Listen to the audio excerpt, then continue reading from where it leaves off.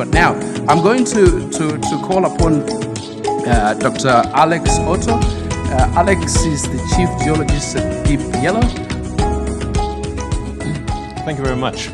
First of all, I can't speak Afrikaans at all, and I clearly have no problems communicating with my colleagues in Swakopmund, for that matter, and across Namibia. So, Deep Yellow is a aspiring uranium mining company, and today I'm going to mainly focus on our Tumas uranium project in Namibia. And first of all, it's a question, what is our market? And our market is nuclear electricity generation.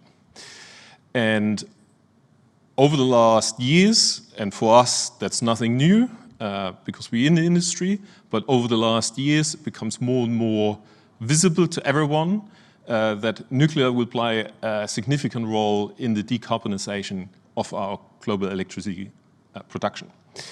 And why is that?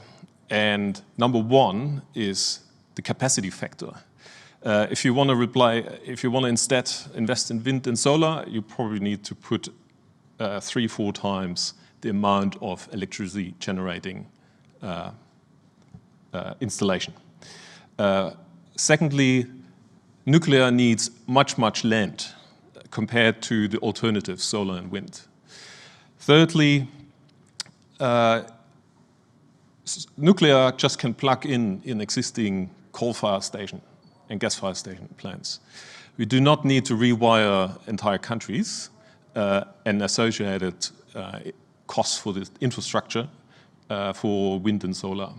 So, and they are just three of many advantages to go and build nuclear power stations for electricity generation. What's the effect now on the demand side, the demand on uranium, which is the product of our mines? Due to the increase in demand and the proposals and constructions of nuclear power plants, we're going to see a dramatic increase in mine supply. And the graphics on the lower left, which you can see there, is sort of the expectation looking into the future, where the material comes from existing mines, from in-construction mines, restarts. And so then you can see on the top there is this red area. And the International Energy Agency said that's the sort of unknown source. It's basically no one has an idea where it may come from. And what it means for uranium explorer and miner is there's a great opportunity, and it's a question of investment into the sector. Uranium is by far not a rare metal at all. The key thing is to have enough thriving exploration industry and a mining industry in that. And as we heard before, uranium is a very important mineral for the Namibian industry, mining industry. And I would like to point out that uranium in Namibia, uranium was produced since the mid-1970s at the Rössing mine. And that mine alone produced vastly more than 300 million pounds of uranium oxide. And to give you an idea of what that represents, if you recalculate it into electricity production, you could run Australia for 25 years with the content of that one mine. So that gives you an idea how much potential this technology has. Now I'd like you to talk about a little bit more about Deep Yellow as a company.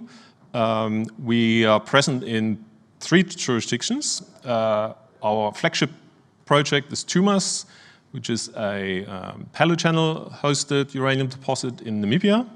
Our second sort of more advanced project is the Mulga Rock projects here in Western Australia, and then we have exploration projects in Northern Territories and also nearby Tumas in Namibia as well. So these are our in-ground assets, and nothing will happen in the sector without the, so to speak, above ground capabilities, and that's our team.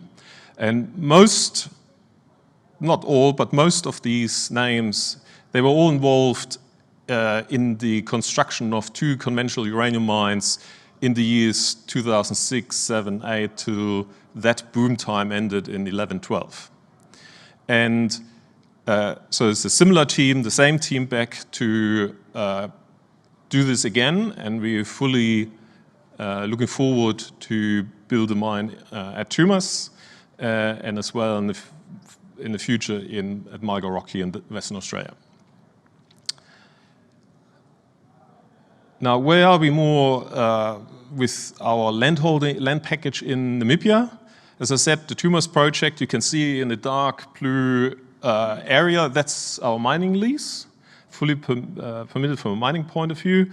And then around it, we have the Ohomahola project, which is geologically similar to the Resing or the Husab mine to the north.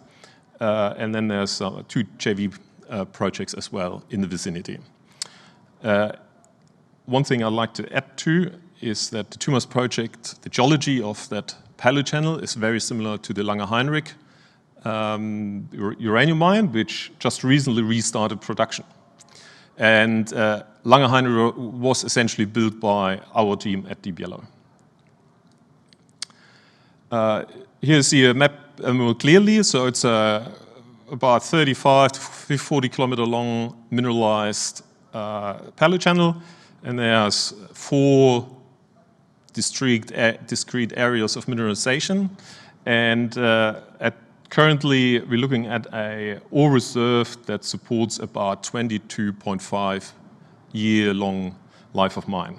And that's one aspect that our potential customers value, is the long life of an operation to provide the certainty for nuclear power utilities to have access to secure material from a stable jurisdiction. And that's not all of it. We think we can further enhance that life of mine by another 10 years. We recently selected Osenko doing the detailed engineering for us, and we are looking forward to the FID later in the year. We updated our Tumas feasibility study in January 23, and what you see here is a recosting update, and that was really done to account for the changes post-COVID with the inflation and the changes of the costing, and as the inflation came down during the year 23. And so this mining operation will look at with a head grade of 340 ppm U3O8 and an annual production of 3.6 million pounds per year. And at the bottom you see a bit of a timeline, which is being now clearly in 2004. We are hoping that we can start construction next year, and late 26 we like to start producing uranium. So in conclusion, Deep Yellow has successfully established the right platform to take advantage of the market backdrop that exists and is going to develop based on the needs of clean, secure and cheap electricity across the globe. And our team has been assembled, has been done that before, and Deep Yellow is really on a pathway to become a multi-jurisdiction, multi-mine producer, and that's exactly what our customers are looking for. So with that, I'd like to thank you for your attention.